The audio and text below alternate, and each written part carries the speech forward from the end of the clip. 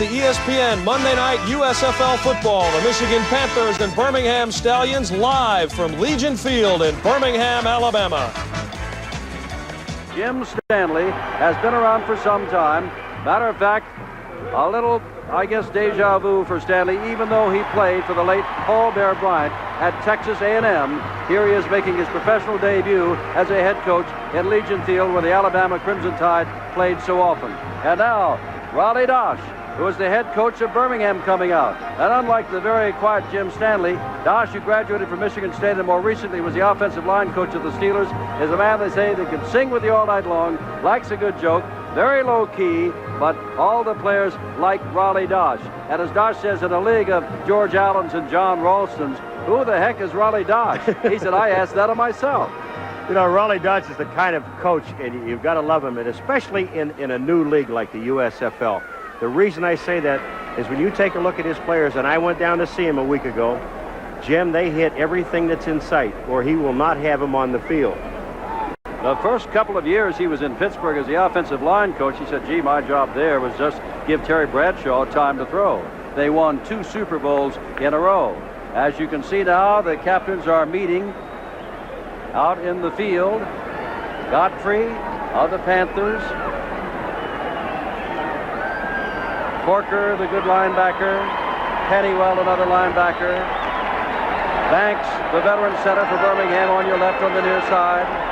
McPherson, a linebacker, in the middle. And Grangine, who is the captain of the special teams, on your right. Tommy Miller, the referee, makes the toss. I want to receive. Where do you want to kick from? If you'll turn in that direction, and you over here, please.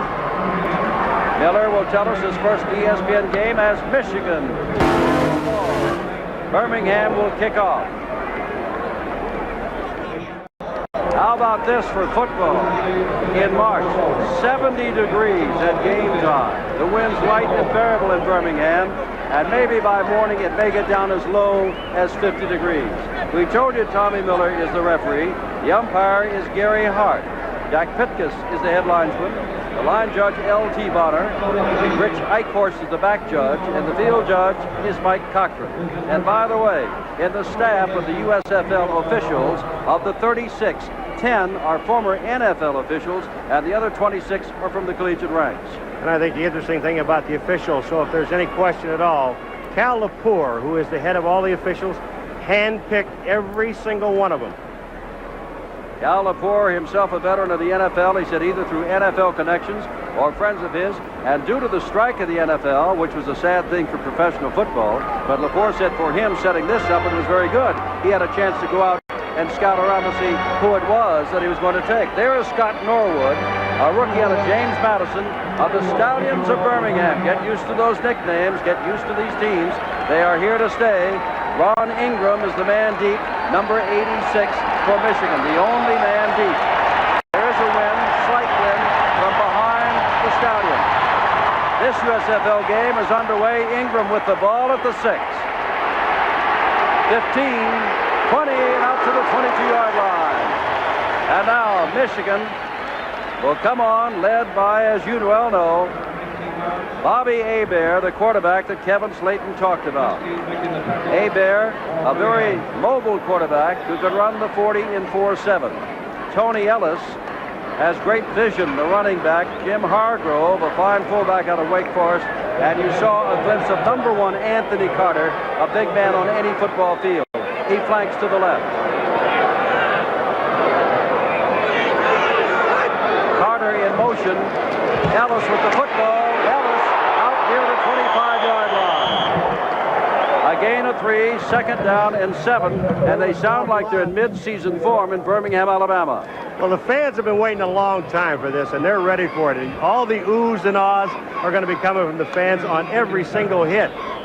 Ron Ingram comes in with the message from the sidelines. Frank McLean goes out. This crowd basking in wonderful weather and the euphoria of a brand new league and a brand new professional team in their hometown. Ingram wide to the left, and Carter flanked inside him. Here comes Carter in motion again.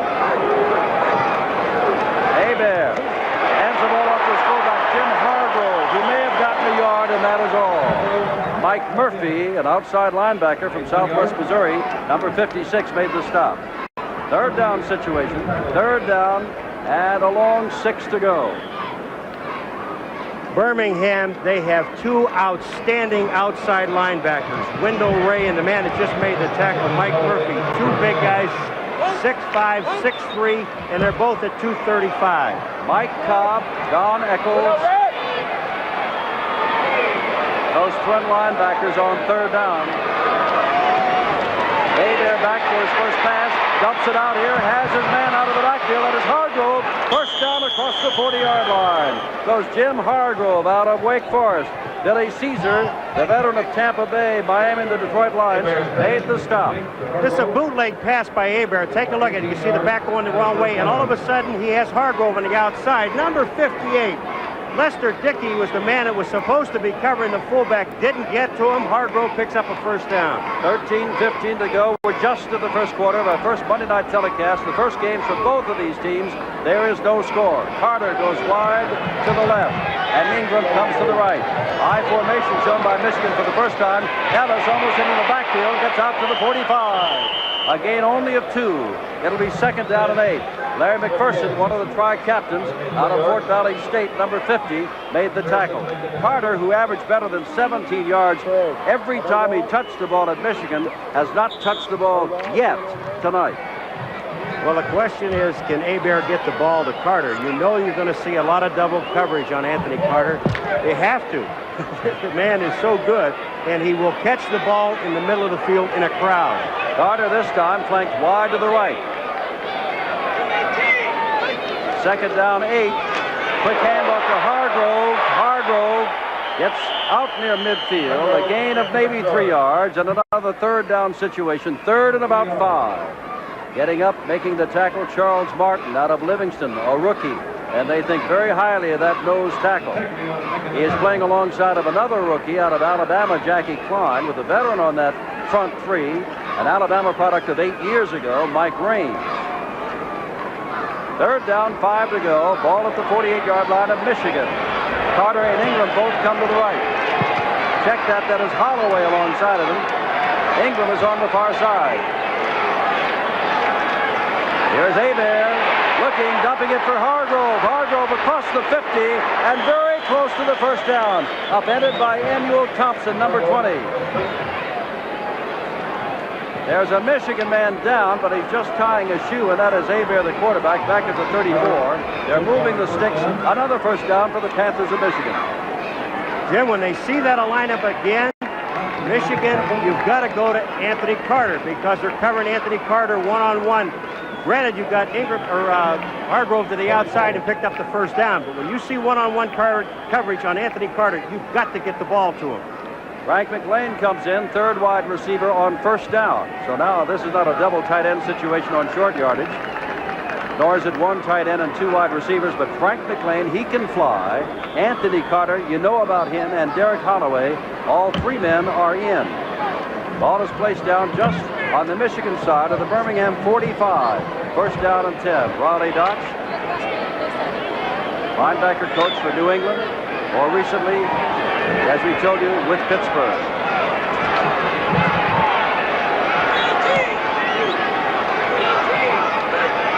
First down, Hagan is in at fullback, and that is Ellis carrying the football and picks up maybe 5 down close to the 41-yard line. Charles Martin again gets up after making the tackle, along with Wendell Ray, an outside linebacker. Ellis, they love his vision. They say he's not a speedster, but he sees the holes, and he can catch a ball. He did that time because Thompson, number 20, the corner man, and if you wonder if the cornermen in this league fill, they do it very well. Thompson that time just filled the hole. Ellis saw it and cut back to the inside, and he picked up about 5 yards. First quarter, 10 minutes, 15 seconds to go. No score. The Panthers on the march. Carter in motion. Hebert to Ellis again. Blockers in front of him. Gets inside the 40-yard line. Inside the 35. First down, Michigan. With Billy Caesar, number 44 out of Miami, holding on for dear life. And the Panthers took this opening kickoff and now have a first down inside the 35-yard line. And now they're saying offside. side, and I would imagine that Tommy Miller would get their wave off on that because they've got a first down easily. And that is Godfrey, Chris Godfrey, the best offensive lineman, they say, out of the University of Michigan, looking to the sidelines to his coach, and Tommy Miller will tell us. Offside. Red, decline the penalty, first down. First down at the 32. You know why this play works? Mike Hagan, the fullback, number 34. Watch the block he gets on Murphy, the linebacker. Right there in the corner of the screen, cuts him down, allows the two guards to get to the outside. And Ellis picks up the first down.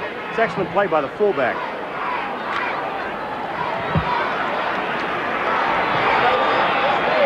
Lane and Holloway. Wide receivers Carter not in there. Hagan remains the fullback. Holloway in motion now comes back the other way.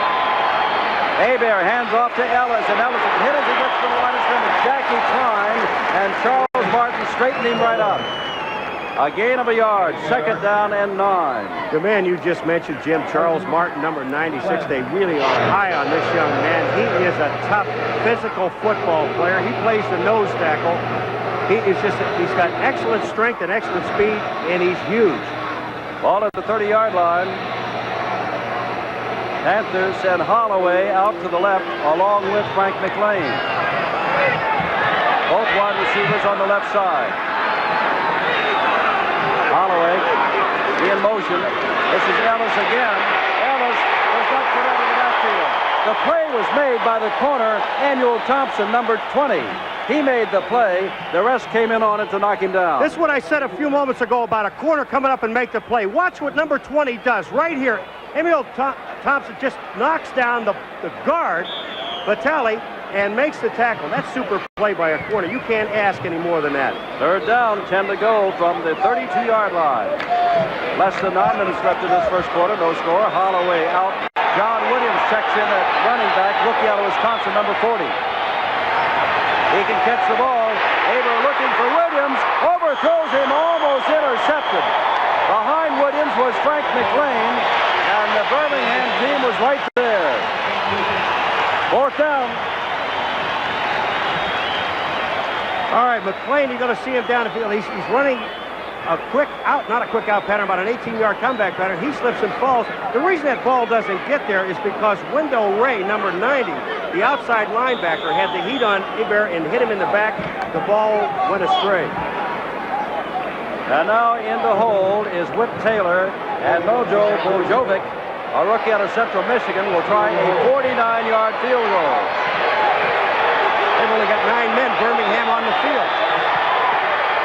49 yards out. Is it good? It is good!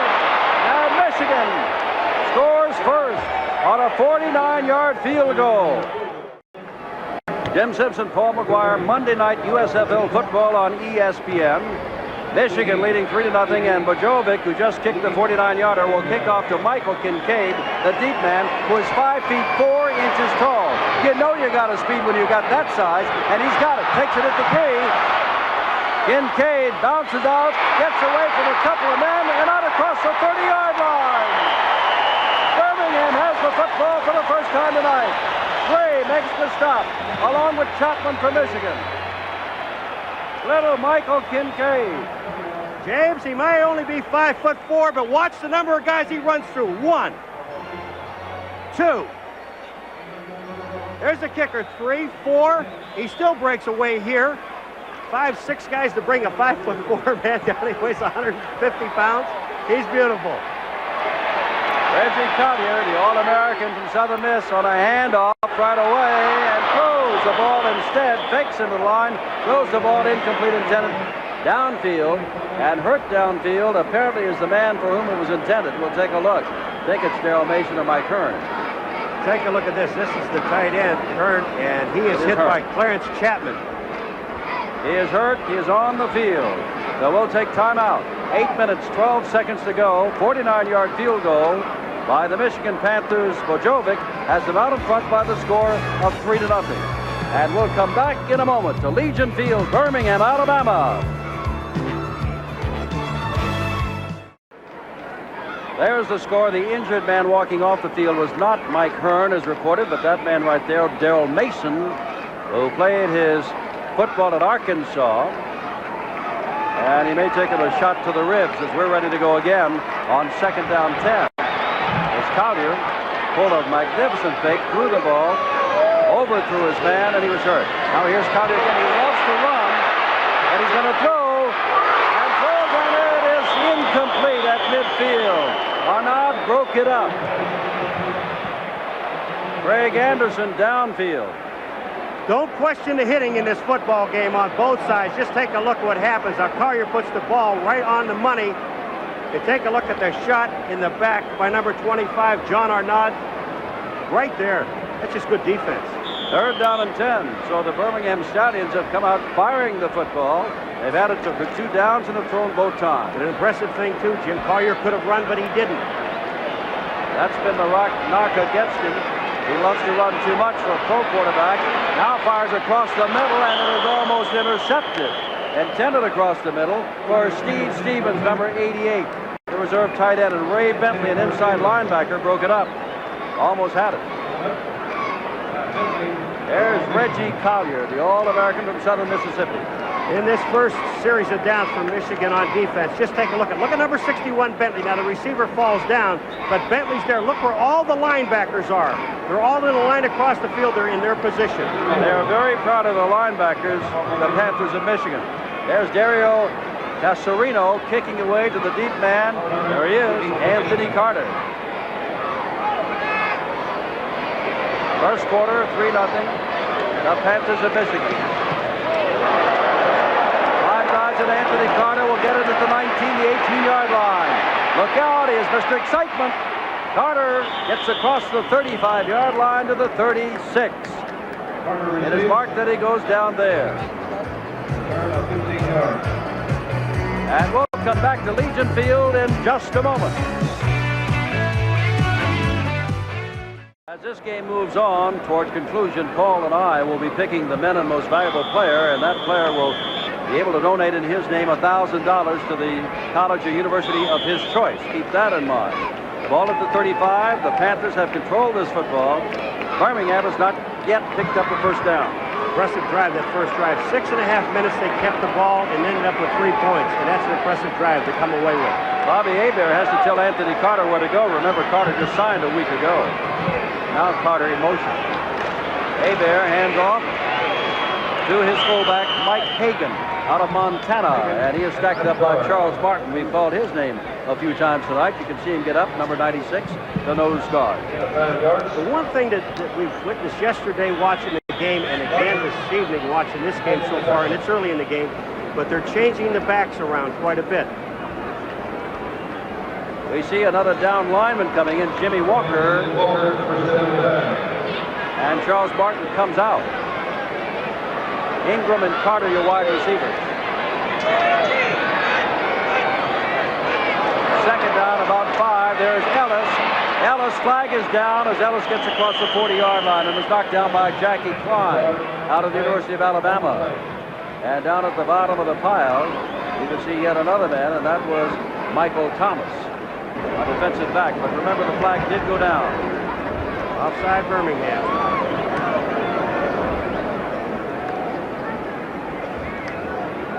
Well, how does it feel to be on March the 7th and doing the beginning of a football season? The way they're hitting down there right now, being through it for 11 years, and know what they're going through. The tenseness is all gone now for the players. Once the kickoff, it's all over with. Now they play football. They're using their basic skills, and they're doing it very well, especially at this point, the defense of Michigan. And again, something you hit on, Jim, that we'll be talking about. They have got some of the best linebackers in the league.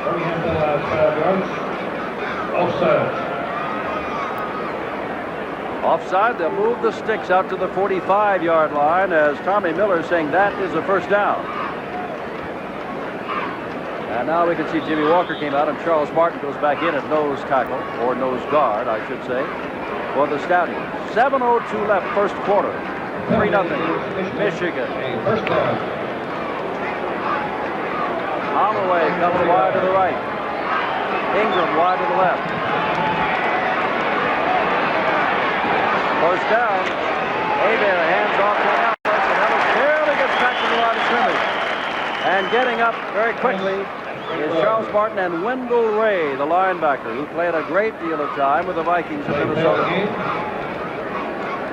You're going to see why they think so much of this Charles Martin. Here's Ellis, number 30. They're coming right at you, and the guy that you're going to see is 96, Charles Martin, is the guy that makes the tackle right in the middle. Second down and 10. Martin is something, he's got a bad finger. That's why he's got that huge cast as a finger, not a hand or wrist. Whoops. Flag it down, Haber fires, has his man across the middle. And that is Mike Cobb, at one time a #1 draft choice for the Cincinnati Bengals. First down, and I believe they will wave that off, that flag, because it was a man on the right side, looked like Mike Raines jumped. And the Panthers have controlled this football game call from the outset. They have in Birmingham. I think this is the third offside penalty for Birmingham, and what they're trying to do is anticipate the count. And they can't sit back and wait, obviously, but they're trying to anticipate the count. They're getting offside, and that's 3 in a row that have been refused. Or 2 and Mike Raines, who jumped offside, has been pulled out of the game. Okay, here comes Abear, and you're going to see Cobb, the tight end, and look where he threads it, right in front of the linebackers. What he does, that's Dickey, number 58, Lester Dickey, and they pick up the first down. That's a good pass. Anthony Carter has cut the ball only on a punt return tonight. Goes wide to the left, Ingram to the right. There's a pitch to Ellis. Ellis, oh, as he gets down to the 32-yard line. Larry McPherson out of Fort Valley State leveled it as Ellis hit to the 31-yard line. We knew that Michigan was going to run the football. All right, Hagen's out in front, number 34. But watch where number 50 comes from. And look at, you talk about prone tackling or tackling anywhere. Watch the stick he puts on. Larry McPherson, number 50, he's going to hit him right in the numbers, raise his head, and just drive him back. Time is called, and there may be an equipment change as Lester Dickey comes over. And racing in for him is Dallas Hickman, the former player with the Washington Redskins. At a linebacker spot on the outside. Hickman wears the number 57. 5:40 to go in this 3-0 ball game. Second down and nearly 10 to go. Let's call it 9, 9.5. High formation shown for the second time by Michigan.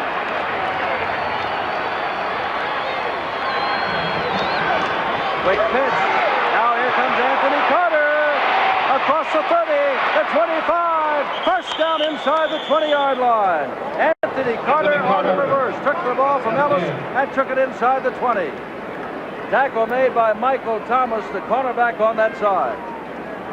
Chris Godfrey, the offensive right tackle, number 70, gets a great block on Hickman. Take a look at it on the outside.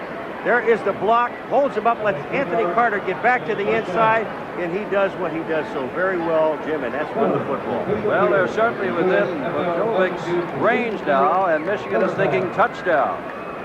They've dominated the ball game through the first 10 minutes and 15 seconds. They lead by only a field goal. But Birmingham has only had 3 snaps plus the punt. Ellis took to the backfield, and that was Dallas Hickman. Number 57 who just came into the game.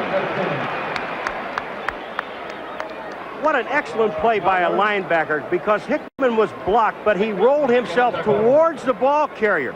All right, here are the inside linebackers. You see him moving over to the play. But Dallas Hickman, number 57 on the ground, is the guy that already made the play. Now watch what happens, what he does here. He is being blocked. He rolls off of Hickman, whips his leg, hits Ellis, and knocks him for a loss in the backfield. Excellent play. Second down, 11 to go. They brought in their pass rushers for Birmingham, and the offense of Michigan spreads out. McLean wide right, Carter to the left. The backs are split. Hebert back to throw. Throws the ball across the middle, and it is dropped. Hit his man across the middle. That was Mike Cobb, or rather Dan Eccles, the tight end, and Billy Caesar hit him. And when he hit him, Eccles dropped the ball. I've been talking about hitting in the secondary and the linebackers. Watch Billy Caesar, number 44, right in the middle of your screen. Watch what he does. He knows he can't intercept the ball, but he hits Eccles in the back and makes him drop the football. That's good play by the secondary. Third down and 11 to go with Ron Ingram checking in. and Frank McLean going out as a wide receiver. Ingram goes wide to the left, and Carter comes to the right. Hargrove started as fullback, caught a pass, but Hagan has been in there since. 3rd and 11, Hebert back to throw. In trouble, and down he goes, the first sack of the night. Looked like Raines, the best pass rusher, the 8-year veteran out of Alabama. And that may have taken him out of the range of Wojcik. Mike Raines makes the tackle, but watch who comes. Everybody, both inside linebackers are coming. The defensive ends are coming. The nose tackle, and there's Raines, number 79, making the tackle in the backfield. 3:25 to go in this 3-0 ball game, first quarter. Wojcik is going to try this one, and well, they're going to try it from 49 yards again. Hit it before. This has got plenty of foot from 49 yards out. It is good again. And Michigan with Wojcik. Wojcik scoring from 49 yards out with the field goal. 3:08 to go. We're in the first quarter. Monday Night Football on ESPN at 6-0 Michigan. Tommy's live Thursday nights at 8 Eastern, 5 Pacific time, every week for Inside the USFL.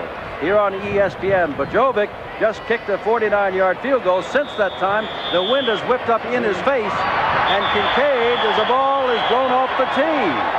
I don't think he would have come close to the field goal that he made with such ease had that wind been there just moments before he kicked. Jim, that kick was 49 yards, but the ball went over the back fence behind there. Look at that. You can see the flag how it's kicked up in just 2 minutes, but the ball went over the back fence, which is 10 yards beyond the goalpost. He has a very short run-up, Wojcik. And this is Kincaid, the 5'4" speedster from the 4-yard line, straight up the middle into the wedge. And you just look for him where he's going to pop out, which side. He gets him across the 25-yard line where Pennywell made the tackle. Pennywell is 6'1", 225. Kincaid, a very small man, 165, 5'4". Scoring drive, 7 plays. 49-yard field goal, capped it off. And it looks like the rain has begun to come to put a damper on this USFL football game. They expected only a 25% chance of showers, but here they are. Pitch back. That is Ken Tolan, the fullback of Birmingham, getting across the 30-yard line. And that's just about their best gain of the night and the first time they've gone to the ground tonight with any success. Pennywell again makes the stop. 2nd down and 6 to go. Well, we knew that Michigan thought that they could run the football on Birmingham. Birmingham, on the other hand, with Collier, feels that they can throw the ball, and they really don't want him to run the football. We saw that one time where he had an open field and didn't take it. 2:24 to go, first quarter, 6-0 Michigan. Here's Collier firing, and it is almost picked off. That was Clarence Chapman jumping in front of Darrell Mason. Chapman, number 22, jumped in front of Darrell Mason, number 81, and Reggie Collier has yet to complete a pass tonight. Excellent play by Clarence Chapman, because Darrell Mason is not his man. He gets off of the wide receiver and comes back in for the interception, and Collier just hung the ball up in the air. Ball on the 32-yard line, 3rd down and 6 to go.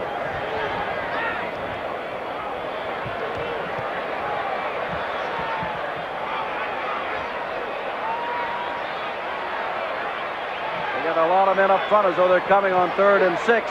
Collier rolls out, he lets the run, gets a good block, but the man who was blocked makes the good play. What a play by David Greenwood, the All-American rookie, the top draft choice out of Wisconsin. And they're cheering here because apparently there is going to be a first down. Mike Hearn gets a good block, and then Adelette, number 78, is the other guy that gets a good block. And you see that you could tell how good a runner Collier is. Now, you got to understand, in college, he averaged over 5 yards a carry. He gets that last yard on his own. A good play by the defense, but Collier leaps, picks up the first down. First down in Birmingham history of the USFL. Ball out at the 38-yard line. Handoff inside to Ken Talton, and Talton barely gets back to the line of scrimmage. That was Wes Roberts and Bob Pennywell who drove him back. 1:20 to go in this first quarter. Dominated by Michigan thus far. Biloxi, Mississippi, the hometown of Reggie Collier. Look at that. 2,300 yards for a quarterback in college. They told us that he might not, they didn't want him to run the ball, but that play that he ran for the first down, Jim, was clearly a run. It was not a pass at all. And David Greenwood, who made the stop, they said at Michigan he can play strong safety in this league for 10 years. He's that good. He is. Second down 9. A little delay there, and going nowhere is Ken Talton. As David Tipton, the nose guard, knocked him down. And it'll be 3rd and long. His time is running out in the first quarter. We've had everything thus far tonight. A little bit of rain, a lot of excitement, a traffic jam that delayed the kickoff by 5 to 7 minutes, and dominance by Michigan. Pennywell has gone out, and they brought in a 5th defensive back, Albert Gray. And the rain is really pouring down now on Legion Field. This was not expected. 3rd and long. Well, I don't know if that was a mix-up or not, but it's close to a first down for Collier. Whether it was a quarterback draw or he went to hand off the ball and nobody was there. Whatever, you'll interpret for me, Paul McGuire. It's close to a first down. When you look at Reggie Collier run with the football, you've got to know that this man loves to do that. It'll be very close as they have ended the quarter with the measurement. Coming out to see whether or not when we start the second quarter, gee, the rain is really peppering down now. So while I take this measurement, it will go away. So when we come back, we can resume play. Michigan at Birmingham. It's a first down for Birmingham, but they trail at the end of the first quarter, 6-0 to the Panthers.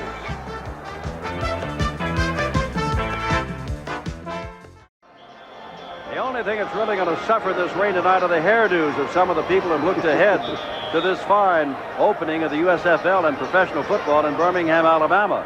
The ball is at the 48.5-yard line. We begin the second half. It is 6-0 Michigan, and Reggie Collier at the controls. Anderson is wide to the left, Ron Frederick to the right. They have a single setback, and they give it to him, Talton, the fullback, who barely gets to the 50-yard line, a gain of a yard perhaps. Ray Bentley, the linebacker, on the inside, put him down. And it'll be 2nd down and 9. Birmingham, they're doing something that Coach Raleigh Dodge told us they would do and go with a double tight end situation. Now they're taking one of the tight ends out, and they're going back to the 2 running backs. Earl Gant, veteran out of Missouri, checks in, put in some time with the Kansas City Chiefs. And again, Frederick this time goes left, and Anderson, the other wide receiver, comes to the right. 2nd down, 9 to go, wind blowing, rain here, and straight ahead goes Talton, the fullback, out of Cornell, and picks up 3 or 4 yards, but he has moved into Michigan territory down to the 46-yard line, where Ronnie Padgett of Louisiana Tech and Dave Tipton made the stop. It's a little early in the game. We just started the second quarter. The only real running threat that they've had so far, Birmingham, they being Birmingham, is Reggie Collier. So I would imagine they'll go up top. The good news is, as you see them covering up, that rain is slowing down perceptibly. It is still raining, but it is slowing down perceptibly. Looked like the blitz was on. Collier back slips on the wet, and now gets the ball away, and it is caught. Putting it down very carefully is Earl Gant out of Missouri, and he puts it down at the 40, saying, we've got a first down. 2 important things happen on this play. One, watch what Reggie Collier does. He will sit in that pocket. He's got the confidence in his offensive line. Then he picks the back, Gant coming across the middle, and Gant holding on to the football. Ball at the 40-yard line. Now Frederick, who has great hands, goes to the left. Anderson, who has great speed, comes to the right.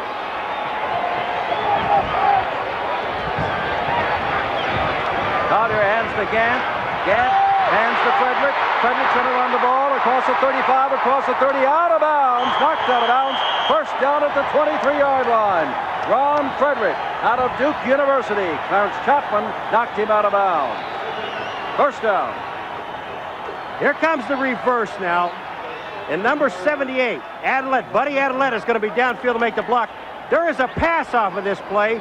Frederick looked like he was looking at it. You see the block by Adelet right there on about the 30-yard line.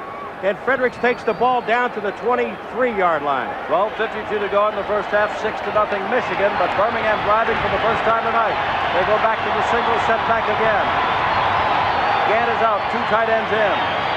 And there's Tolan, and Tolan just maybe have gotten back to the line of scrimmage and a yard more, and that is about all. And you can see Mel Land, the good linebacker out of Michigan State, and Ronnie Patch at the end on that left side, combining for the tackle. Jim Stanley across the way. And now Gant comes back in, along with Steve Stevens, a tight end for Birmingham that caught a pass back in the first quarter. Ball is at the 22-yard line, 2nd down and 9 to go. Frederick goes wide to the left. Anderson comes to the right.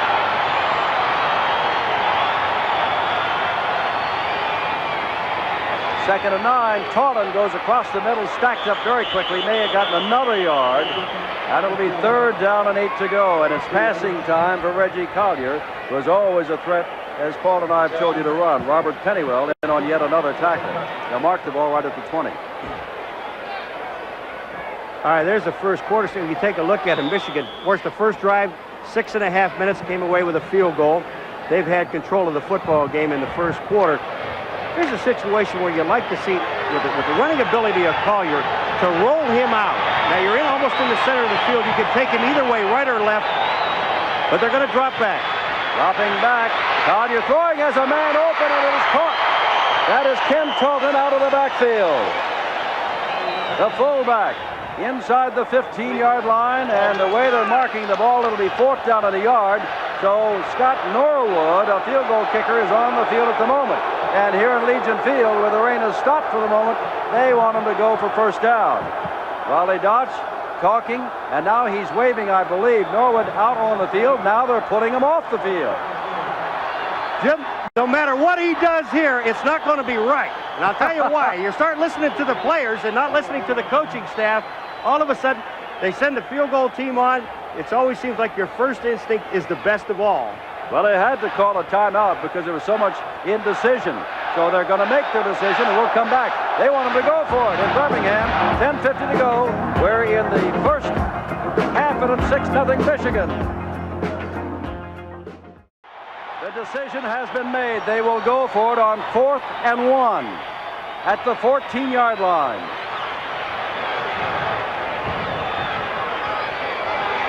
Collier hands off Tolan, and I believe he's got it. I believe Tolan's got it. They say he does. 1st down inside the 15-yard line. Bentley stood him up along with Pennywell, but Tolan out of Cornell had the momentum. Tolan gets it to where they like to run it in his short yardage is number 72 Woods and Buddy Adelet number 78. The left guard and the left tackle. And Tolan was hit at the line of scrimmage. He got the rest of it on his own. 6-0 Michigan. Birmingham driving for the first time. Frederick comes out to the right. Anderson to the left. 2 tight ends, Hearn and Mason.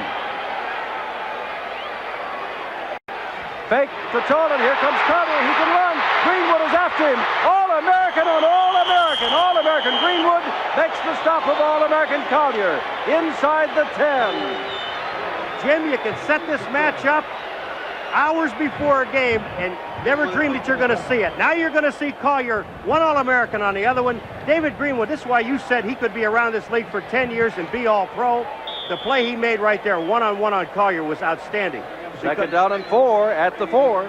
When you see a guy out there, this is what makes you shake a little bit. But he played it right. He kept Collier to his outside, would not let him break back inside, and then made the tackle. Anderson left, Franklin right.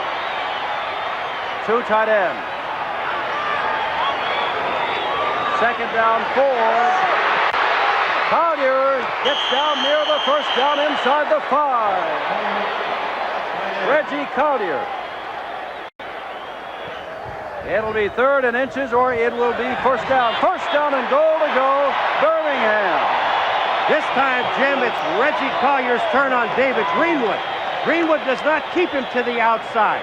Watch what happens. He'll put the fake on Greenwood right here and cut right back to his inside. And there's David Greenwood. He can't make the tackle. The ball just inside the 3-yard line. First down and goal to go for Birmingham. 9:45 to go in the first half. Split backs. Collier calls for quiet. Crowd is huge and cheering.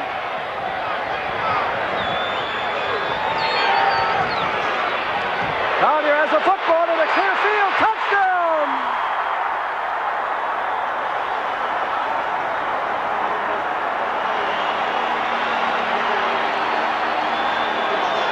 Tie ball game at the moment.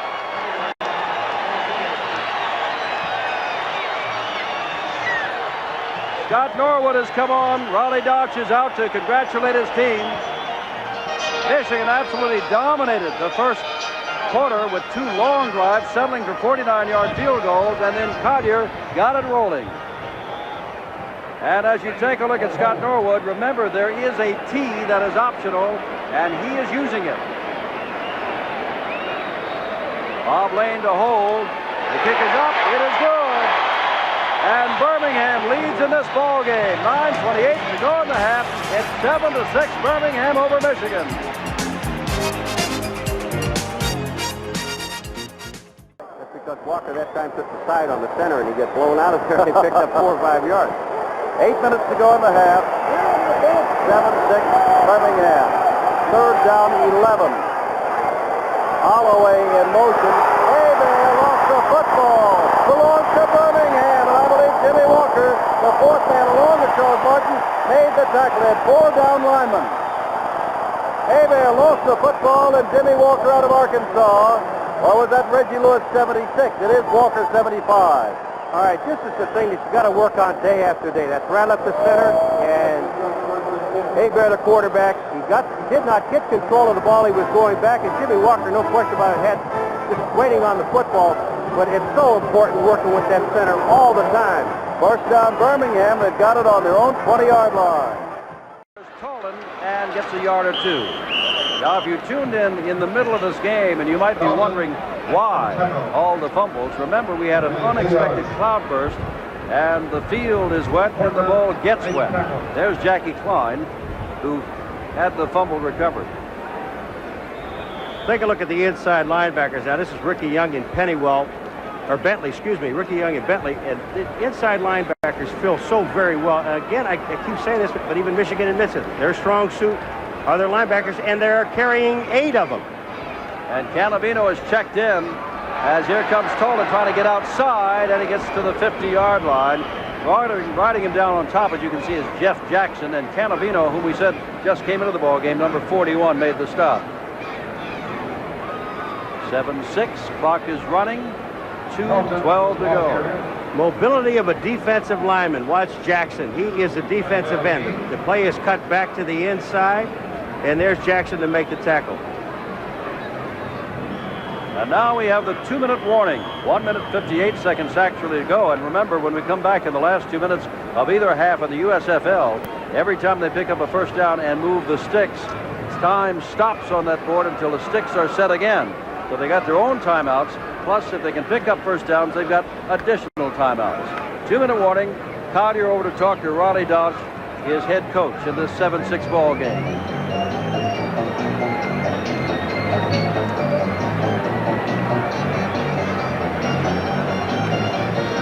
Collier, the graduate of Southern Mississippi, a big starter sign with Birmingham.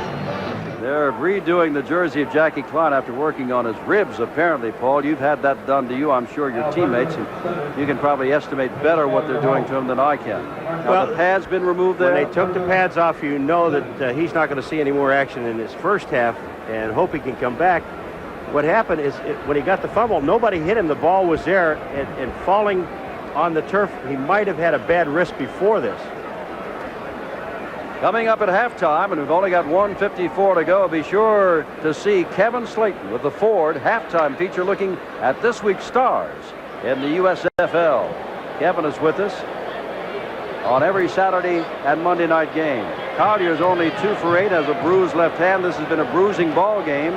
Stallions of Birmingham lead the Panthers of Michigan 7-6 and have a 3rd down and 8 to go with the ball at midfield. We can assess Collier just in the first half. First of all, we know he can run the football. He proved that. The scoring the touchdown, moving the team down the field, and I think he ran the ball 3 or 4 times straight in a row. That's the one thing. The other thing, the big problem with Collier is once in college, if his primary receiver was not open, he had a tendency to run with the football, averaging 5 yards a carry in college football. But again here, the other thing was forcing the football, and that's something he has done tonight early. Anderson left, Frederick right, Talton, Roney back in there. And here is Collier running again across the line of scrimmage. He's got 5, he's got 10, he's out of bounds. First down, Reggie Collier stopping the clock.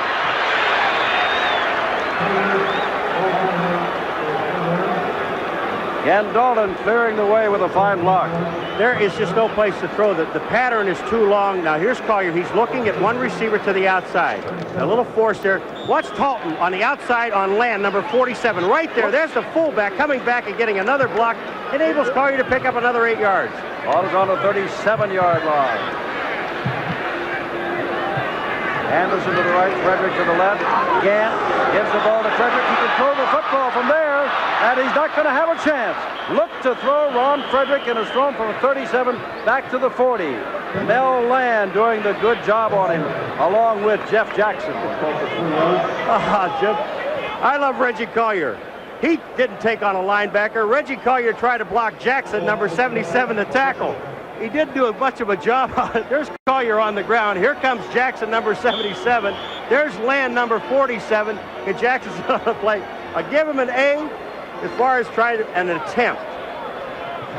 Jackie Klein has a slight bruised shoulder, expected to play again in the second half for Birmingham. Here's Collier on second down and long, about 13. All the time in the world. And overshoots his man, the tight end, Darrell Mason. I guess he just had too much time. Stops the clock with 1:03 to go. Seldom do you see that kind of time. Third down and 13.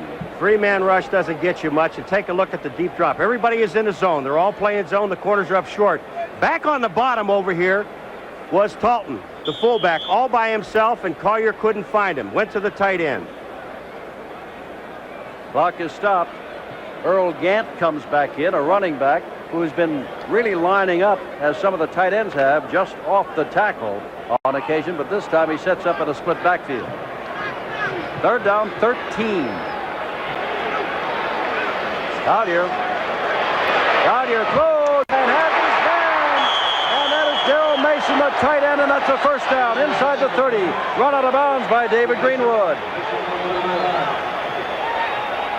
You gotta love what Reggie Collier does here. They had the blitz on. There were 6 men coming at Collier, and he sat in there. The offensive line did a beautiful job moving everybody to the outside. You see Patchett on the outside. Here's Collier. He is cocked and ready to throw. He finds Mason, the tight end. He's not worried about the guys coming from the outside. He's still looking at his receiver, knows he made the completion. The ball was right on target. And you know what I meant to say. David Greenwood did not run him out of bounds, but he was one of those blitzing.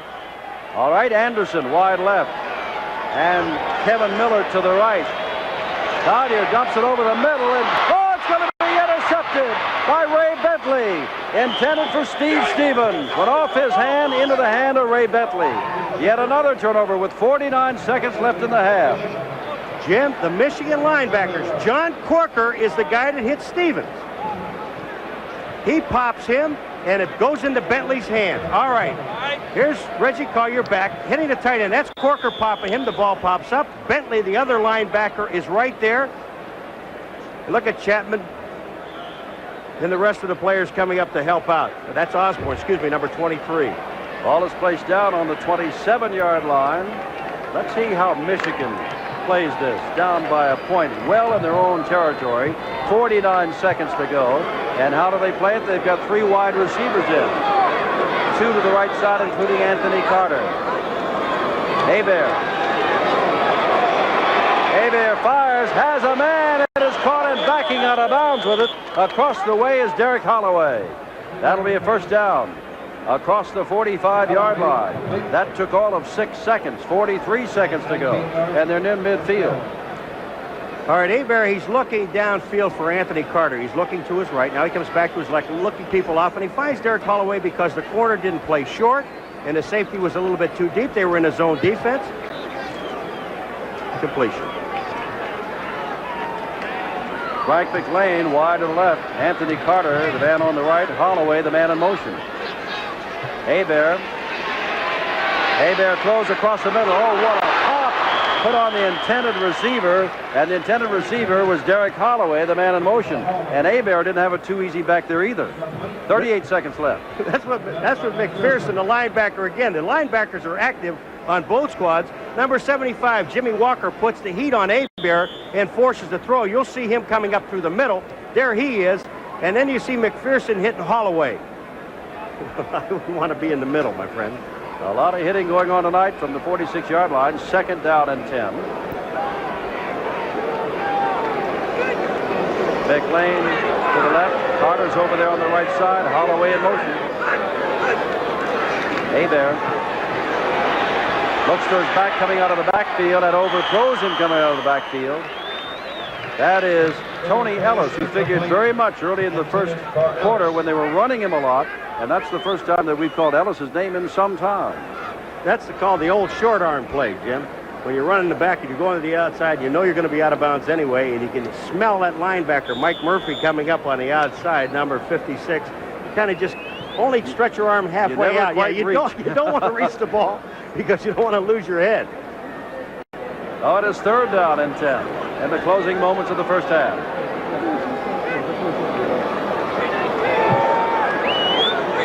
Very enthusiastic crowd tonight, and that is an understatement, I believe. Hebert looking again, throws for the man coming back, and that is number 82. That is Frank McLean, and McLean gets inside the 45-yard line. Now that will stop the clock if they don't take the timeout, which they're not doing, with 22 seconds to go, because they will move the sticks, and that's the rule of the USFL. Okay, Murphy and Thomas are the outside. McLean, here he comes back to the ball. Now here comes Murphy, 56. He's going for the ball. Thomas is right there. He doesn't make the tackle, but they're going to make McLean pay for it. That's Mike Murphy coming back again. That's hustle by the linebacker. All right, Hebert goes down. He's looking. He's trying to find Anthony Carter when you see him looking off to the right. Carter is not open. There he sees McLean there. Now watch 56, Mike Murphy. He misses the tackle. There's another tackle missed there, and then Murphy comes back and makes the play. Time has been called, and it was Michigan that called it. They wanted more time than simply moving the sticks. Trainers, quartermen out on the field, but more importantly, Bobby Hebert. We haven't said too much about him, except he's very quick. He hasn't run too much tonight, but he is a rookie and went to school at Northwest Louisiana State, and he has won the job out of another rookie, Whit Taylor, who took Vanderbilt to the Hall of Fame bowl right here in Legion Field, and Mark Miller, who's not on the active squad. He's out of Bowling Green, a 3-year backup with the Cleveland Browns. And the wind has stopped completely again. Well, we didn't expect the rain. We got it. High winds we didn't expect. We got that, but only momentarily. Michigan led at the end of the first half on 2 49-yard field goals, 6-0, and then Cartier drove them and ran around right end 3 yards, and the extra point put Birmingham in front 7-6. First down, Anthony Carter in motion. Hebert, closing moment, fires the football, has his man, that is Cobb, across the middle. Not enough for the first down. That won't stop the clock. They'll have to call timeout. Tacklers led by Larry McPherson, number 50 of Birmingham. And the Panthers, with 11 seconds left, call timeout. Jim, don't you think that ball draws a crowd? McPherson was the first guy there on Cobb, but then the rest of the Birmingham defense showed up in a hurry. And when you've got 8 or 9 guys going at your frame, there's no place to go. I was just thinking, Paul, sitting here, and it is not our position to sell the USFL, only to report the USFL. But of all the games between now and July, when's the championship game on the 17th?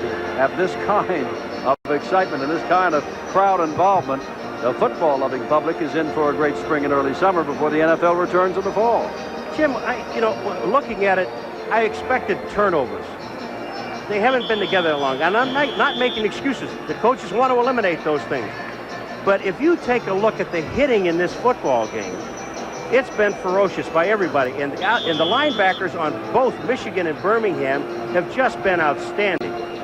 Ball on the 36-yard line, 11 seconds left in the half, 2nd down, and 3 to go for the first down. High formation.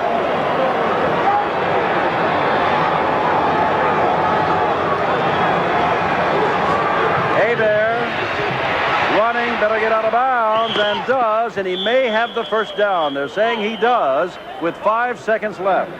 Forced out of bounds by Jimmy Walker, one of the down linemen, just walking back, number 75.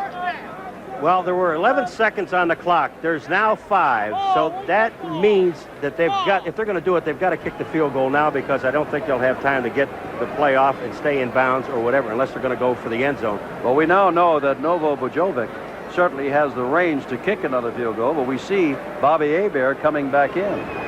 Well, 5 seconds left. Well, now here comes Bujovic. Yeah, this would be, what, 32? This will be another 49-yard field goal. Maybe this is lucky number. They took a look at it. He's got 2 of them. They figured, why not one more? Also get, remember, a 2-point lead. That's what he's doing. It's spotting it right there at the 39. They use the kicking tee, and the wind has begun to sprung up. And for Bujovic, it is coming from behind him, so he'll get a little extra assistance.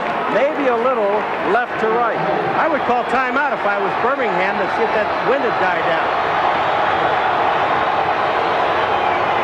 Bujovic, 39 yards out. He's got the leg, and he's got the lead. Time out. Panthers, their third 49-yard field goal as time runs out of the half.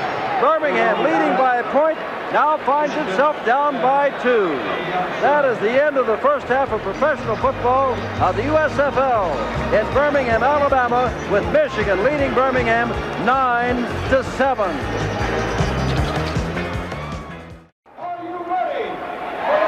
Birmingham will receive.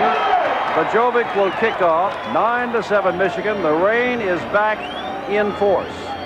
It's not the kind of rain, Paul, that is going to, I believe, create a lot of problems, but it's the kind of rain that's going to make a lot of people in the stands very wet.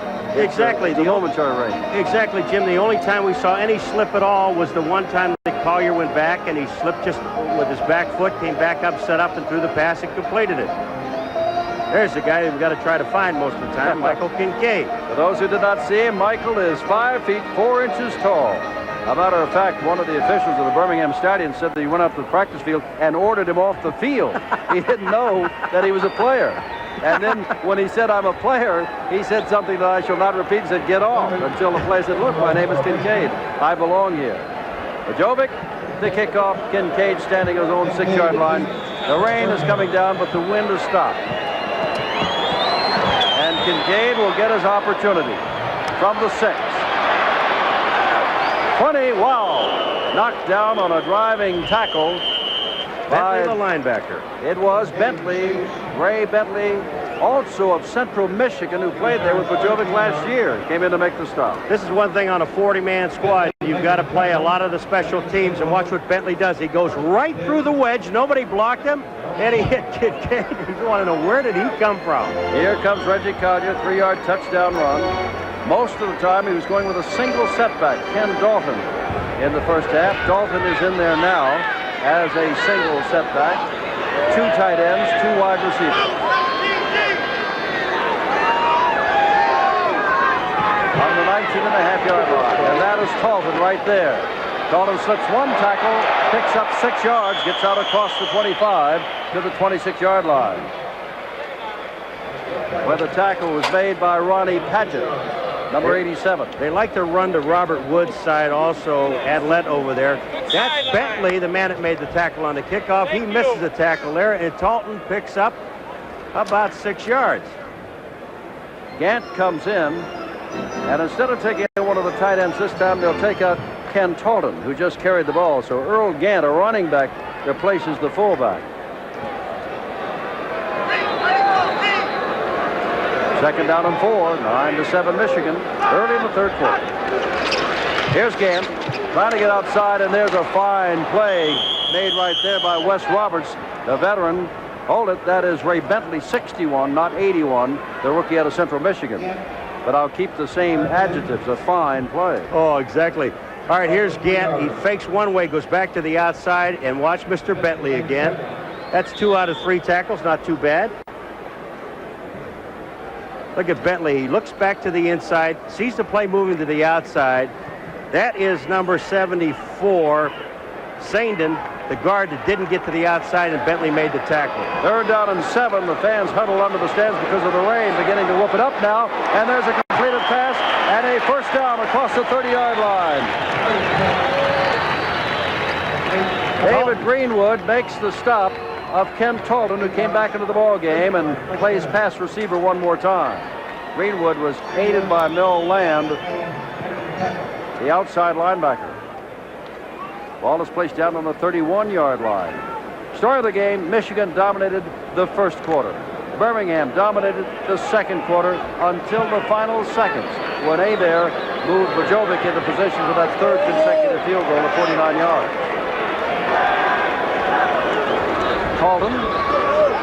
Talton, that is Paget hanging on up top, and Talton carries him from the 31 out to the 35-yard line. Corker helps Paget put him down. Raleigh Dosh is the coach of Birmingham, sending in a play this time by a tight end, Steve Stevens, replacing Mike Hearn coming out. Jim, and in this drive, if you noticed, the Birmingham Stallions ran, all their running plays have been to the left side. 2nd down and 7.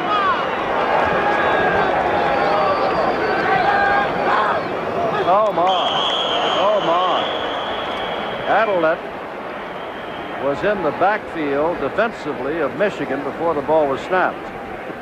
And he was going to run one to the left side again. Yeah, they're running that left side, and the tendency is the one thing, though, that you've got good linebackers Michigan has, and you don't want to start anticipating from the backside and start saying, well, if they're going to run everything left, we'll adjust a little bit more to that side. You've got to have your players on the left-hand side of the defense now, which would be Mr. Paget, the defensive left end. Make sure that they stay at home. 2nd down, 12. They move the ball back to the 29-yard line.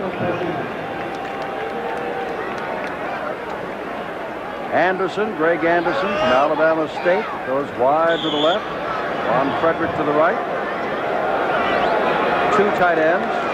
And Collier dropping straight back. Collier puts it out. That is Gant.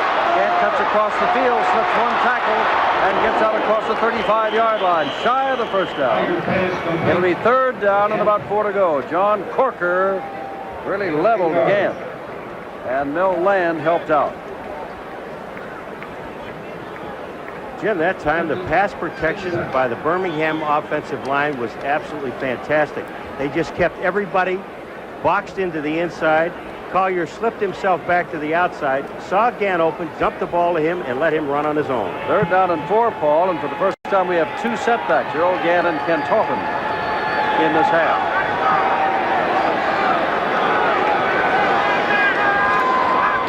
Third and 4, Talton did not get the first down. He almost picked up the football across the line of scrimmage. He was well ahead of the handoff. Pennywell leveled him. It's 4th down. And now it'll be Dario Casarino out of the University of Washington coming in, and that means that Anthony Carter will go deep for Michigan. Casarino is a big man. 6'6", 240. And he's a punter. Carter dropping well back inside his own 20-yard line. Casarino, confirmation. They got their watch on him.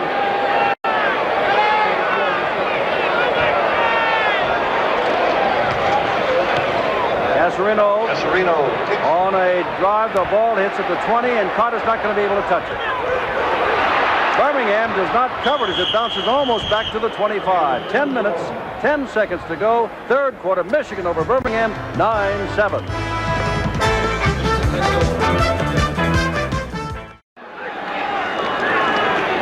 Hand off to the tailback, Tony Ellis, and Jimmy Walker puts him down after a gain of just 2 yards across the 25 to the 26-yard line.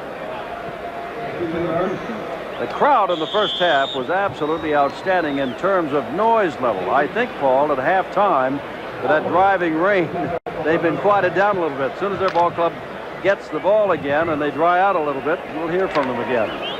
Carter goes wide to the right. And Ron Ingram comes to the left.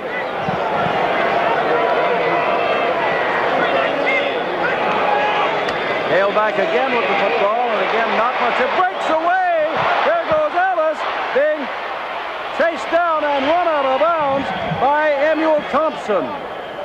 They had Ellis about a yard or two across the line of scrimmage, and then he just exploded out of the pack, and Thompson knocked him out of bounds. So one thing they talk about Ellis, that he keeps on driving. All right, he's going up the middle. He's going, there's Bradley up the center. They're all in there blocking. 4 or 5 guys had a shot at him. Take a look at Ellis. Switches the ball over, keeps it away from Thompson, and he gets run out of bounds. But that was a great run. All right, here, Jimmy, here's Radliff. This is the center from Georgia. He's on Walker. Whoa. Walker made the play, had the hit. Didn't hold on. Ball on the 49. Hebert dropping back, dumping it out here. Has it to his man Hagan, the fullback, and he's got a first down down to the 35-yard line. The official paid attendance. Official paid attendance. That's not everybody that's in here. 38,352 for the Birmingham Stallions. And with only 17,000 season tickets sold, 21,000 more folks showed up. And as we said, someone was kind to them. But that's the paid personnel in it. Ball is at the 35-yard line. First down and 10 to go. Michigan leading by 2 and driving. Hebert hit as he throws, and the ball is caught. Nope, dropped by Anthony Carter. Thought he had the ball, but when he hit the ground, the ball squirted away. Second down and 10. Carter, one of the superstars of collegiate football. Only one other man has been an All-American 3 consecutive years at a school. No doubt Herschel Walker would have been, but Carter was. First time in more than 40 years. And every time they try to figure out whether he weighs 150, 55, 60, 65, everybody always winds up by saying whatever it is, he can take a hit better than many big men and get up and continue to play. The one thing about him, he'll go across the middle and catch the ball in the crowd. Second down and 10. And there's Ellis again, and this time he's pulled down. Big number 90, Wendell Ray, out of the University of Washington, made the stop. This little crossfire action, and Wendell Ray is coming down the line of scrimmage. It almost takes Ellis's head off. And Jackie Klein, who was injured in that first half, is back in the ball game, number 98. Check that. That's Charles Martin that has come in, the nose tackle, 96. But we can see Klein is also in there next to him.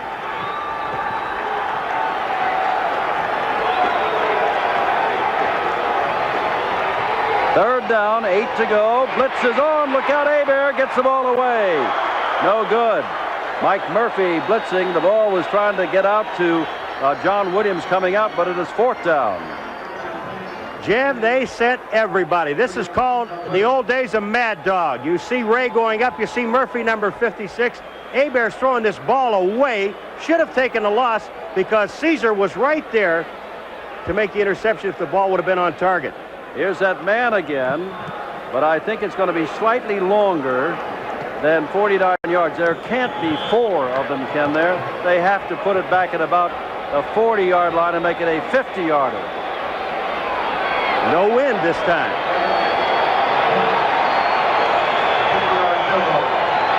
Three of them of 49 yards. He'll try this from 50, but Jovic from 50 yards out, and it is not going to make it.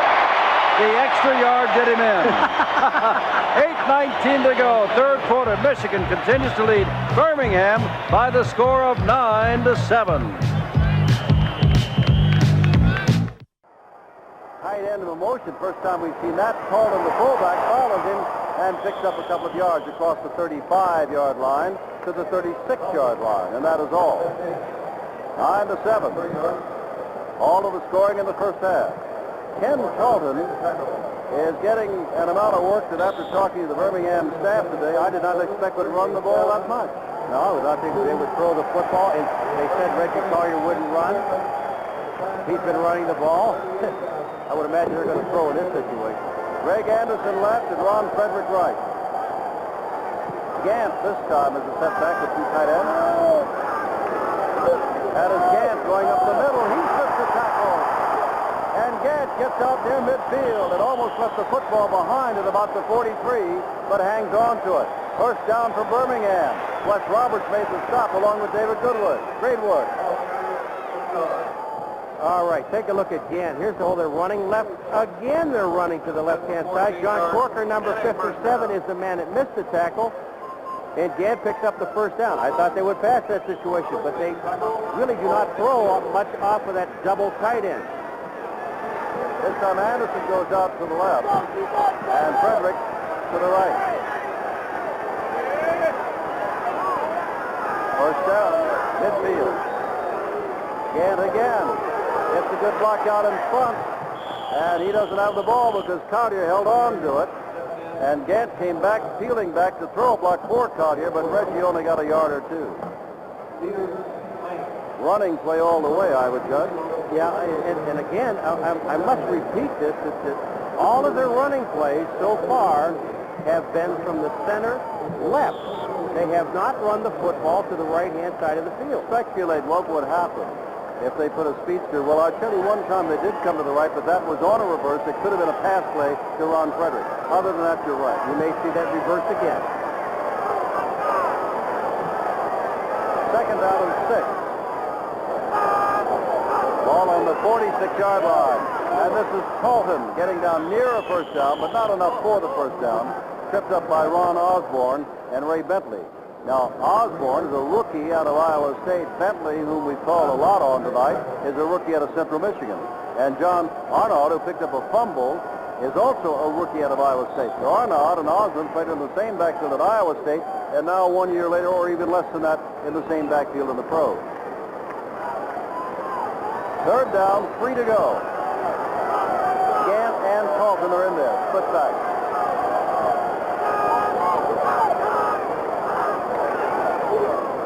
Here comes Collier. He's got the first down and more. Dragged down by number 22, Clarence Chapman. But first down, Reggie Collier. Now, you remember I was telling you something? Don't get lulled to sleep, but don't get carried away on the left-hand side of the defense side, right-hand side of the offense. Take a look at here. Here's David Greenwood. He commits himself way inside. Reggie Collier gets to the outside. He has got a blocker out in front with him. That's Buddy Adelette, number 78, and he picks up the first down. They lull you to sleep. All the motion went to the left-hand side. Collier comes out here by himself. Ball is on the 34-yard line. Birmingham on the move, trailing by 2, 5:25 to go, third quarter. Single setback is Gant. And the crowd has come alive again as the team begins to move. Gant, a yard or two and no more. Ronnie Padgett down at the bottom, number 87 getting up. David Greenwood also in on the tackle. Jim, one of the things that really scares me about Reggie Collier, and it also scares the coaching staff, the young man does not know how to slide. He doesn't know how to, when the guy's coming up, he still thinks he can run over him. He goes to the out of bounds and he runs out of bounds. He won't slide when the defensive backs are coming up. When you're in the middle of the field, get down, sacrifice a yard. He runs straight up. I remember when our good friend down in Atlanta first came up, he wouldn't slide either, but learned. Collier, lots of time, as a man, tight end, number 81, Darrell Mason. Near a first down, John Crooker, the linebacker, made the stop. 6 yards. When you see Reggie Collier go back, and we stress this thing, and we keep talking about this young man because he does everything so well. When you see him stand back in the pocket like that and looking around, because Mason was not his primary target, that shows that he has, number one, confidence in his offensive line that they're going to do the job for him and block for him. And two, finding his receivers coming back, got the tight end underneath the linebackers in front of the safety, almost picked up the first down. 3:45 to go, third quarter. Third down, 2. And has he got a first down or not? Earl Gant, tackled by Greenwood. Looks like a first down, Birmingham.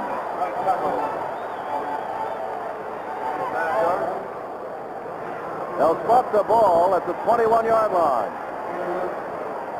Great drive by Birmingham, engineered by Collier. He's completed some passes, has run a bootleg himself, and has been running the other folks off the left side. And that play they ran to the right-hand side.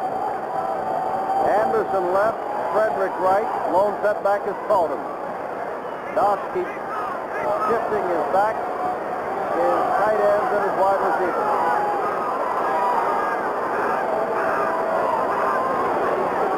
Collier, no place to go, so he's going to run with the ball and get inside the 20-yard line. Busted play? Busted play. The handoff was supposed to be to Talden. He didn't take the ball. Reggie said, oops. Let me look for a receiver first. I won't find him, so I might as well run. He will be sore tomorrow. I can tell you right now. He's limping a little bit right now. He's sore right now, I was going to say. 2nd down and 8. We told you he had a bruised left hand back in the first half, but came back, and he has been taking his lumps. Ball just inside the 19-yard line. 2nd down, 8. Gant has come back in. Frederick on the right side, Anderson to the left. Collier throwing infrequently in this half. Stevens, the tight end in motion. And there's Gant behind a double-team block on the outside, and he's knocked out of bounds as he gets to the 15-yard line by Ron Osborne. Number 23, as Gant is number 23. Osborne, the cornerback, on the right side. Stops the clock, 1:56 to go, 3rd quarter. They had Michigan overshifted just a little bit to their left, Birmingham's right. And that time, Stevens, the tight end, forced the defensive end to the inside. Bentley, the linebacker, never got to Gant. He got back to the outside and picked up a first down. Or, excuse me, picked up about 6 yards. 3rd and 4 at the 15.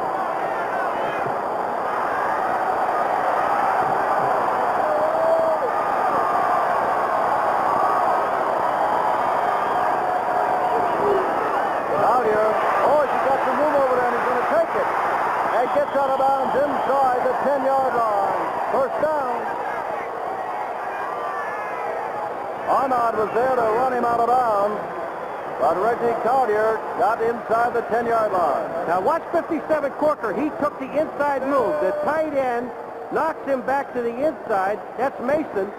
And then Bentley, number 61, just no way you're going to catch Reggie Collier, and he gets to the outside. All right, take a look at his legs, Jim. He's throwing up and he's limping a little bit. I don't know whether he's got a bruised foot, an ankle, or he's just a little tired. Could be all three. First down from the 10-yard line, 1:50 to go. Birmingham moving down by 2 points to Michigan.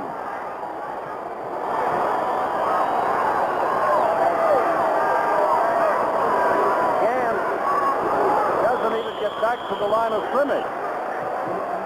Robert Pennywell and company, including David Tipton, the nose guard. David Tipton read the play very well, got rid of the center. Watch him, he's over the center.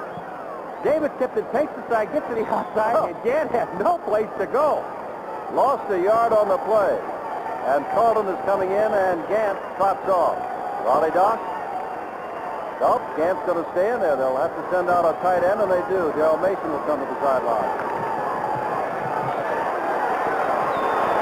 Birmingham looking to move ahead again.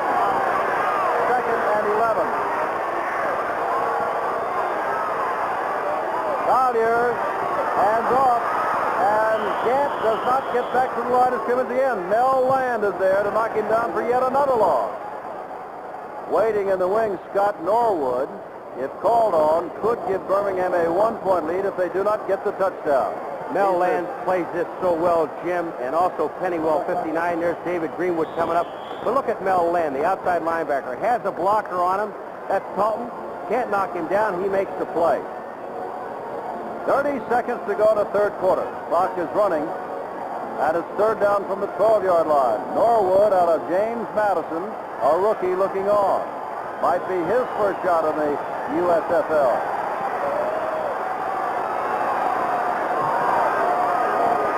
Collier to Talden. And Talden is going to be wrestled down by number 57, John Corker. And here comes Scott Norwood out, as time will run out in the 3rd quarter before Norwood can get this kick away. 3rd quarter is over. Monday night, USFL football on ESPN. 3/4 over. Birmingham trailing Michigan 9-7 and looking to go ahead when we come back.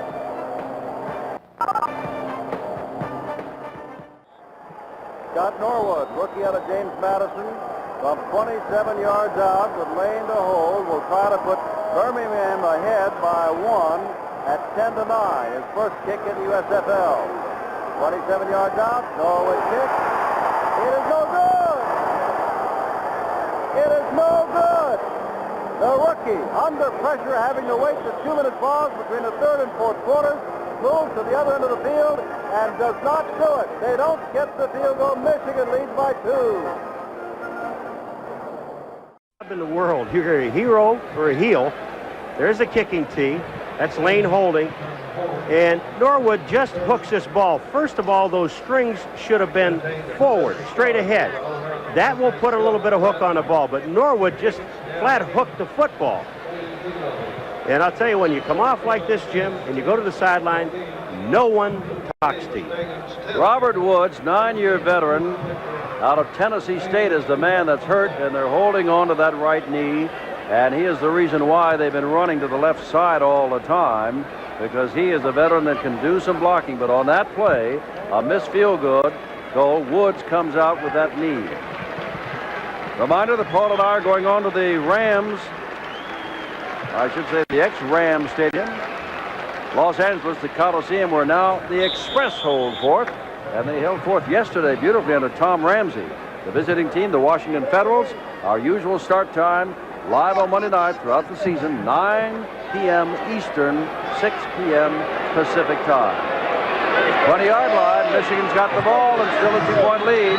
15 seconds or 4 seconds into the fourth quarter. And the up man is not going to go anywhere. That's Mike Hagan. Now, that'll bring up, see that great defensive play, Paul McGuire.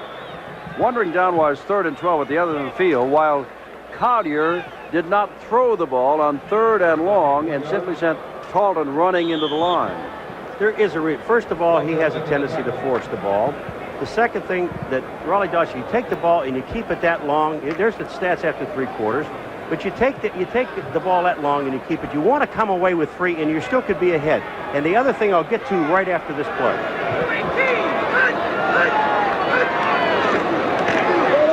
Tailback carrying the ball. Ellis gets away from some more tacklers and picks up about 7 or 8 yards. And the other thing is that they've held Michigan to 4 field goal attempts. They made 3 out of them, and they were 49, 49, 49, and 50. So they're playing solid defense. Now, if they would have gotten ahead by 1, they feel their defense is doing a great job, and they can hold Michigan. However, they did not count on from 27 yards out, Norwood missing. Very costly thing because Woods go out. But did you see the 2 guys that went out to help him off? Talton and Gant. They know how important he is. 3rd down, 1.5 yards. And I don't know if Ellis is going to get it. He tries to get across it. He may have made it. McPherson was trying to hold him up. Tony Ellis really put on some second effort as he got to the 30-yard line. And if the ball got there, that means that it is a first down. A reminder that Paul and I toward the end of the game will be, he did not get there. Talking about the Menon MVP, and he did not get there by just that much, the length of the foot of the official. You know why he didn't get there? Because when he was down, then he moved the ball over the 30-yard line. Had he done it on the way down, they would have marked the ball a first down. David Greenwood to kick the ball away. And Mighty Michael Kincaid, number 80, 5'4", is deep. I don't think Greenwood could see him down there, do you? Oh, he dropped the football, Greenwood. He kicks the ball away. He does get it away. What a tremendous play by Greenwood. It'll roll inside the 40-yard line. An all-American play. Not good to drop the ball, but with men about to tackle him, he nudged the ball away.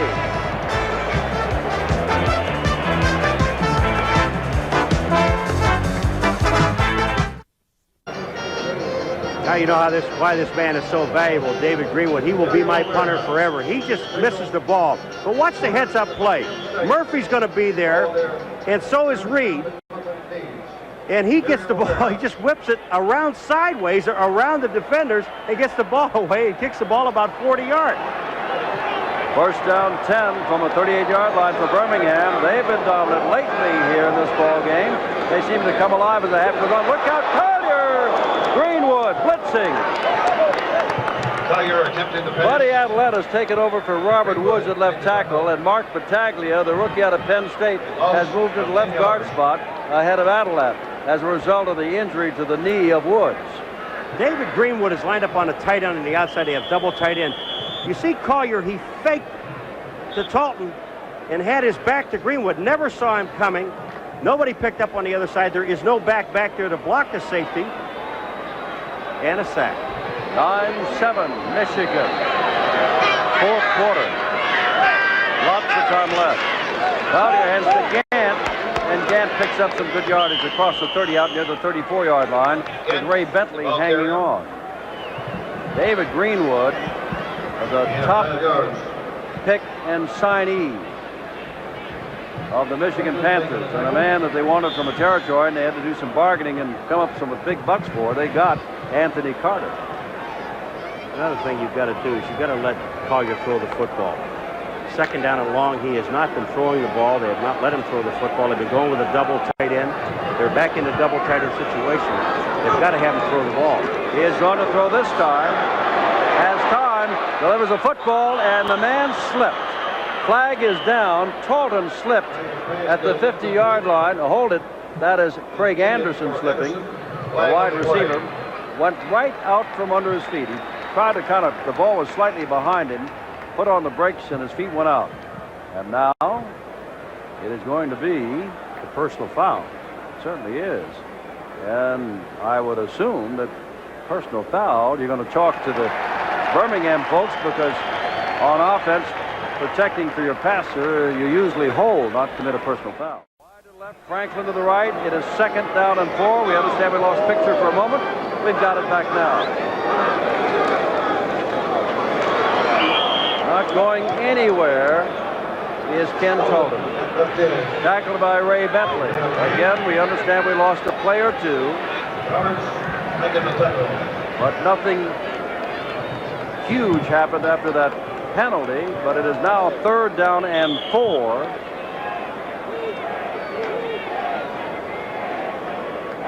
.45 left in the game.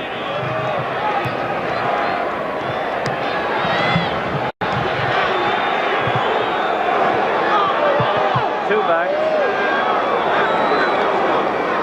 Collier cuts inside one block. Near the first down, Collier.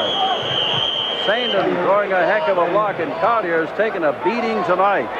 He's running that football team very well, but he is slow getting up.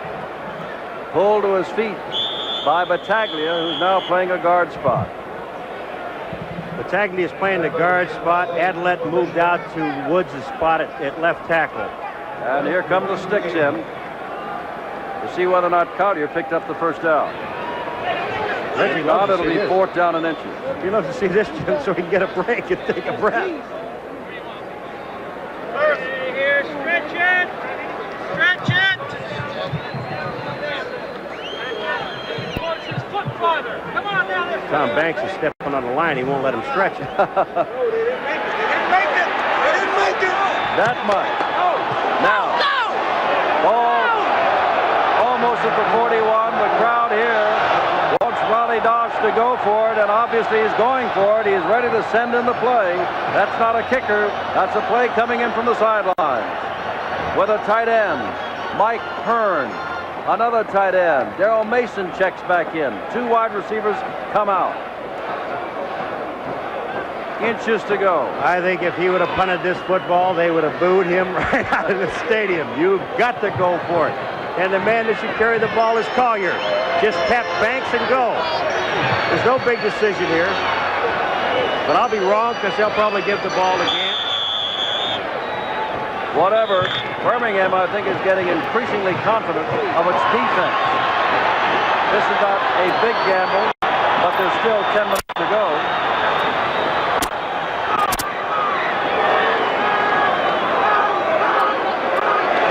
Collier, first down inside the 40.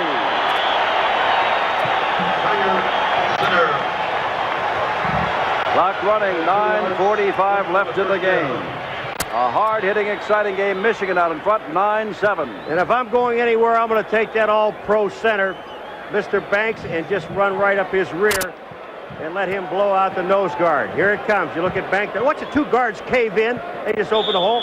They only had, what, an inch and a half, Jim, 2 inches? That's about it. I'm running down on this first ever USFL football game in Birmingham, Alabama. Talton, the lone setback. First down at the 40.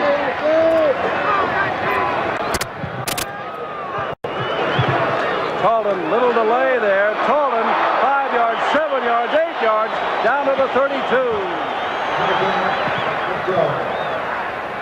Ripped up by Wes Roberts and David Greenwood. You know what makes this play work? Watch him, he stopped, but watch Talton's legs. Just keep an eye on his legs. Watch the drive in his legs. They do not stop. His legs are turning and moving. He's got his knees up, and he picks up an extra 3 yards. Outstanding run by Talton. Second-year man out of Cornell. Played for Bob Blackman up there, who recently retired.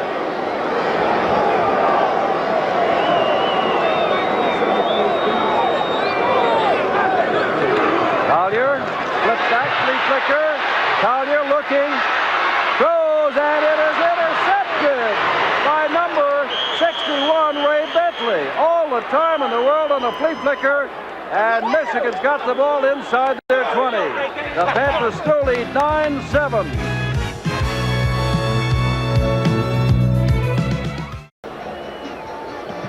The flea flicker, the fullback Talton back to Reggie Collier, and he should have eaten the ball. There's John Corker back there, number 57. Watch where he throws the ball. He's looking at Fredericks coming across. Fredericks couldn't have gotten to the ball anyway. Bentley, number 61, the linebacker, and we've talked about the linebackers all night long, Jim, how good they are, especially Michigan's. They've done the job again, Bentley. But now I understand why Reggie doesn't throw the ball that much, and there it is. 6 of 15 and 3 interceptions. Look at this set, this I formation, with Ellis right on the back of the fullback. Hagan, who takes the football and gets out near the 25-yard line. Ellis set up almost a half a foot behind Hagan. Not a foot or a yard, but almost bending over his back. The clock is clicked below the 8-minute mark in this 9-7 game. Michigan leading. Fourth quarter. Collier is certainly going to be called on to lead them some more before this game is over. And now the defense for Birmingham must do what it's been doing all night. Shut down the Panthers. Hebert hands to Ellis, and there's a good play at the line of scrimmage, and Ellis only gets a yard or two. Ellis at left guard. Third down, and about 2.5. Let's go, D! Paul, have you got any ideas for the men in MVP? If you do, keep them to yourself, but we got to pick one before this game is over. I think it's going to, if you got to look basically towards defense. That's one thing I want to say about this game. You're looking at a 9-7 football game. You say, well, there's not that much scoring. You're looking at tremendous defense tonight on both sides of the field.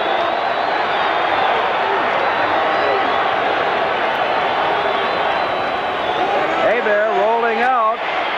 Throws the football, has his man, the big tight end, Mike Cobb. And that's the first down, tackled by Frank Reed, the veteran from the Atlanta Falcons. Cobb, the ¡1 draft pick of Cincinnati some years ago. First down, they spot the ball across the 35 at the 36. Little rollout, little play action, rollout pass. And you're going to see Hebert. He'll find Cobb, the big man in the middle. #1 draft choice in Cincinnati. Catches the ball, gets the first down. Good play. McLean wide to the left. Derek Holloway to the right.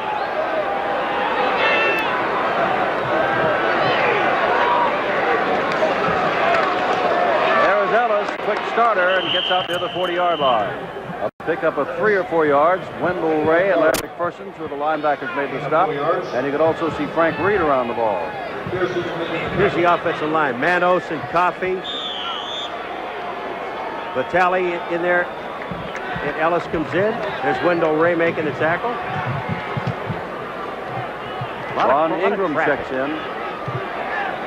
Paul, this ball game is now down to the final 5 minutes and a half plus. 9-7. Birmingham's got to have the ball. Michigan trying to run it out. Ingram, or maybe that's Holloway in motion. And there is the fullback, Hagan. First down across the 45. Mike Hagan out of Montana picks up the first down with a burst up the middle. 16 yards. And another trap play up the middle. Hagan, the fullback. 16-yard run. They put it at the 44. All right, we'll take a look at the center, Radliff, number 55. He just screening off the middle linebacker. He just gets a piece of him. Doesn't make a block, but gets enough to force the linebacker back to the outside. McPherson, number 50. Then Hagan picks up another first down. McLean wide left, Derek Holloway to the right. I formation. Holloway in motion now. Coming back the other way. Hebert, that is Tony Ellis. The running back inside the 40 to the 39-yard line. The clock continues to wind down as the Panthers run down the field. This is where the Stallions have been so good on defense all night. Must shut them down and give Reggie Collier and company another shot. And the thing about it is they should not be tired, because every time Birmingham had the ball, they moved the ball down the field, missed a field goal, then turned it over. But they've kept possession of the ball, and the defense should have been well rested. Birmingham has had its chances. 2nd and 5. There's the fullback. That is Hagan. Now near a first down at the 35-yard line. Charles Martin is over there, along with Mike Murphy, the linebacker.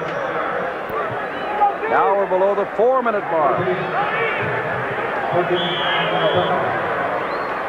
Clock is running, and the Panthers very wisely taking their time. Remember, they do not stop the clock to move the sticks until the final 2 minutes. So time is running off the clock. It'll be 3rd down and a yard to go. Michigan needs at least one more first down to get into Bajovic's range, but they are ahead 9-7. Two tight ends. Tailback Ellis, he's got the first down to the 30-yard line. Tony Ellis having an outstanding night. The rookie out of Michigan State gets down to the 30. 5 yards. First down. Now some of these 38,000 plus fans are figuring this ball game is winding down, and some are going for the exits. All right, here's Tony Ellis. He's just following his fullback up into the line of scrimmage. Radliff has got the nose tackle. Charles Martin just head up, contains him so he can't slide down the line of scrimmage, and Ellis picks up the first down. There's the situation on the scoreboard. Yell if you're a Stallion fan, and they have been yelling plenty tonight. Tony Ellis, 70 yards. One outstanding run when he broke 3 or 4 tackles. There he goes again. A hole that closes down in a hurry. Closed down by the linebacker, Larry McPherson. Now they can let it run down to the 2-minute mark if they wish. It's amazing, Jim, when you look at it from up here, you see that hole open up. Now watch how quick it closes. Number 50, McPherson, is there. Ellis gets to the outside. He's got a lot of running room. The linebacker is there to make the stop. Stallions have to do something, Paul, or hope for something. And, of course, Hebert's not putting the ball up in the air with the clock in his favor. Now, as we said, they're letting it run down to the 2-minute mark. Why not? Let it go away. Here is the whistle blowing. 2 minutes to go. Panthers have the football on the 29-yard line of Birmingham and also have the lead 9-7. Stallions have had chances, and that big missed field goal. Paul and I were looking over. One of the outstanding players on defense tonight has been Ray Bentley, an inside linebacker of Michigan. And another man, of course, has been Novo Bajovic of Michigan, who's kicked those 3 49-yard field goals. Both of them last fall were rookies playing for that powerhouse Central Michigan. And I don't mean to put down Central Michigan, but it hardly goes along with, in terms of national recognition, the University of Michigan, even though Central Michigan has been a power in its own division. There's Novo Bajovic. He's had a dandy time tonight. 3 49-yarders. He missed at 50 yards. And it is his 3 field goals, and to the Panthers 9 points. 2 minutes to go. 2nd down and 9 to go for Michigan.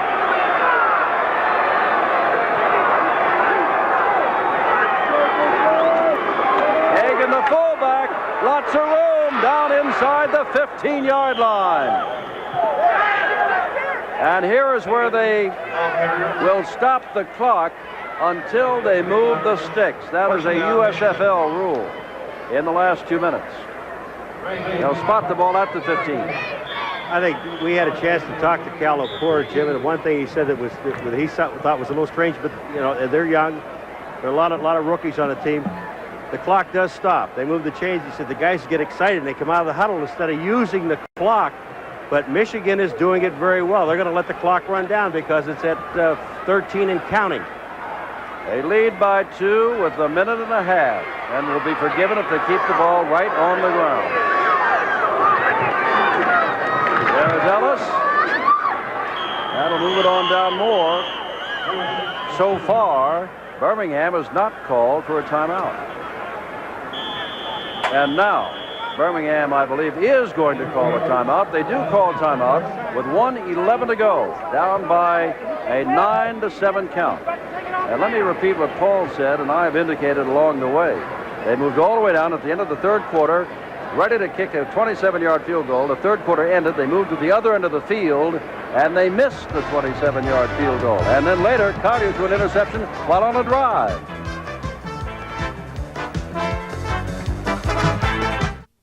Back at Legion Field, Birmingham, Alabama. The ball game is winding down. 1:11 to go. 9-7 Michigan. There is Novo Bajovic of Central Michigan. 3 49-yarders for all 9 points thus far. He is our men and most valuable player. He doesn't know it yet, but he will have $1,000 to give to a school of his choice, which I would imagine would be Central Michigan, but it is his choice. Congratulations to Bajovic. 2nd down and 7. There is Hagan, the fullback. Hagan down inside the 5-yard line. May have another first down. Hagan. Murphy made this tackle there. The clock is running, so apparently he does not have the first down, or else they would stop it while they move. And now time is called again by Birmingham, hoping for that miracle. 55 seconds, 95 yards away from a score of their own, but the Panthers only 5 yards away from a score that would put it out of reach. Well, it could be out of reach now for the simple reason that Birmingham only has 1 timeout. And they're still, if they get the first down here, they only have about 6 or 7 inches to go for a first down. Then they will have 5 downs, actually, to move the ball in and run off the 55 seconds. And one thing I'd like to bring up at this point is about Michigan's offensive line. It has taken them a long time, Jim, to get it in gear. And we know, and not making excuses, but we do know that the defense is always much further ahead than the offense is. And it's taken Jim Stanley's offensive line a little while to get together, but in this fourth quarter, and in this drive in particular, they have really done a great job. That's the offensive team there, all the way over on the sideline, huddling with their coaches, and now they all come back out again. Remember, Michigan next Saturday is at Tampa Bay. Will come home on Saturday the 19th, their first home game at the Silverdome against Oakland. And Birmingham, an apparent loser tonight, next Sunday is at Oakland. And then we'll be back here, and Paul and I will be back here 2 weeks from tonight to play the Philadelphia Stars. I think one thing they did, they took them over there on the side and said, now if you get the first down, remember the clock is going to stop. So just take your time, stay in the huddle, and run the time off the clock. And there's Hebert carrying the ball. He's got the first down. Now they stop the clock at 51. And as soon as they don't have to move those sticks too far because they don't have to set them up. It's 1st and goal to go. And so Birmingham will burn its final timeout. Well, they're going to... You blinked your eyes at me. I'll ask you why when we come back to Legion Field, Birmingham, Alabama. Good crowd tonight, watching a good game, but their team is losing by 2 points.